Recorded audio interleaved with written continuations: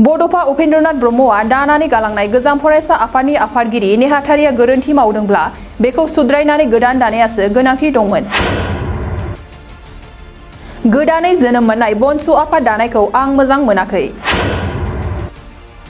बे बाथ्राखौ बुंदों BJPनि MCLA राजिब ब्रह्म बिथाङा।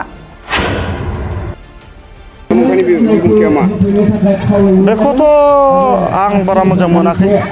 मानो होनना बुङोब्ला जा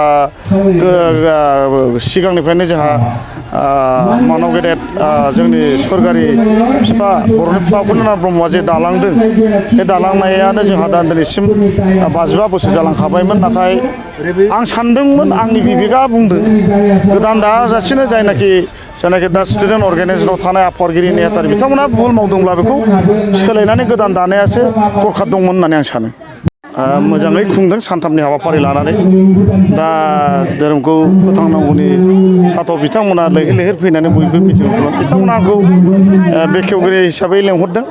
जोबोद मोजां मोनदों बिथांमोना आंखौ मान होनानै लेंहरनायनि थाखाय। आं बेखौनो साफ्रोमबो रायजो राजा बिथांमोनखौ खावलायनो सानो जिखि धर्मआनो जा जों धर्मखौ रावखौबो बासिनो नाङा। जाय धर्मखौ फुजिदों बेखौ जों जेब्लायबो नांथाबनानै फुजिनांगौ। सा साज्रां फुजिबा जानाय नङा। बेनिखायनो आङो साफ्रोमबो जोंनि बे बर' हारिनि जे रायजो राजा बिथांमोनखौ आं खावलायदों। नंगौ आंबो नुफैनानै दुखु मोनदों। मानो होनना बुङोब्ला बिथांमोना गाजा गोमजायै फालिदों नाथाय बिथांमोना इनफ्रास्ट्राकचार गैया। दा बिनि थाखायनो आङो मोनसे आंनि जायनाखि BTCनि MCLA फान्ड बेखौ आं बिथांमोना रायजोआ आंखौ खावलायनायलाय 10 लाख आं बाउन्डारि वालनि थाखाय आं बिथांमोननो खोथा होदों। दा बेखौ आं निश्चय मावनानै हरगोन। गोजोनथाव खौरां। आसामाव थानाय बयनिख्रुइबो साबसिन सोलोंथाइ होग्रा मिरुफोरनि गेजेराव टेक बुस्टाराबो गंसे। क'क्राझार जिल्लानि सिङाव थानाय CST फिसारि मावख'नि साखाथियाव थानाय खारगावआव बे टेक बुस्टारा दङ। बेयाव बयनिख्रुइबो मोजांसिन सोलोंथाइ आरो नेम सोलिनाय गोग्गो थाखो खथानि सुबिदा दङ। सारा भारतनि गेजेराव सायख'जानाय बायदि सोलोंथाइजों सोमोन्दो थानाय फोरोंगिरिफोर दङ।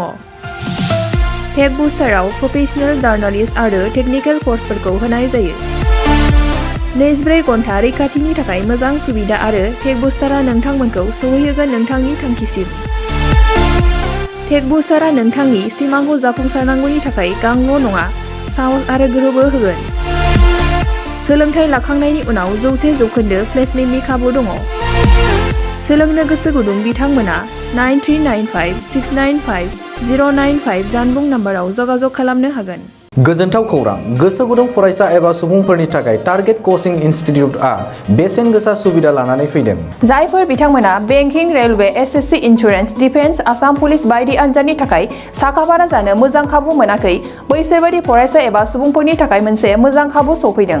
बरपेटा रड बिशाल मेगा मार्टनि साखाथियाव थानाय आमतलाव बे टारगेट कचिं इनस्टिट्यूटखौ खुलिनाय जादों। आथिखालनि साख्रि मोनै आरो बेकार जेंनाखौ नोजोर होनानै बे टारगेट कचिं इनस्टिट्यूटआ सोलोंसाफोरखौ गोबां गियान होनो थाखाय राहा लादों।